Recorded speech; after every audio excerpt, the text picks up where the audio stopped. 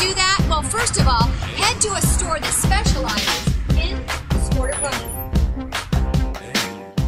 The running shoe is giving you such more benefits than a typical street shoe is. There's high components of cushioning and stability and fabrics that are breathable and flexible and light. You should dedicate the running shoe just for your running activities because it only has so much mileage to it, and it also needs to come back to breathe. So when you wear it one day, it really needs about a 24-hour period to come back to life. So it's best if you only use it for your exercise. Everyone's feet are different, and we all have different needs. It's so important. I strongly recommend that if you're buying a pair of running or walking shoes, you go to the specialty running store that has the trained staff and has the product available for them.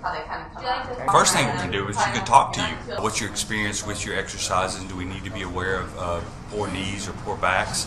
And then we go to a thorough fit process. Measure your foot, examine your foot size and shape, and then we put you through a gait analysis. We can watch you run or walk, depending on what you're going to use the shoes for, and determine what level of stability that shoe needs to have. There's a lot of impact that is translated up through the body, and it starts at the impact of striking the ground. So you need to have a shoe that is very good at absorbing shock and giving stability to the foot and supporting the arch.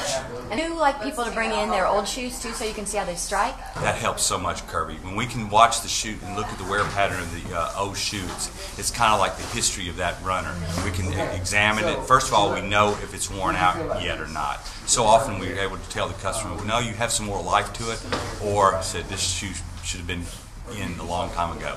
But it does give us a history of the runner's experience. About how many miles should you put on a shoe before you turn it over? We say two things. We say, one, think about is the tire on your car. In the mileage, always think mileage. And it's roughly 400 miles, plus or minus. It depends on what kind of environment you're putting it through.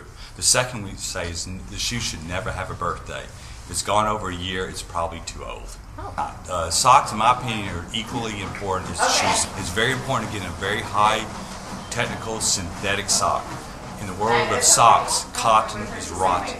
It promotes bacteria, which leads to odor and fungus, all these ugly things. If you get a good high technical synthetic sock that's made for a running environment, it's going to maintain the moisture, it's going to wick away moisture from your skin, keep your foot drier, which keeps your foot more comfortable during hot and cold weather. It also maintains its shape longer, and it thins out less, so it stays a better sock much longer. So, as we've just heard, getting the right pair of running shoes for you entails a lot more than just finding out what's the correct size.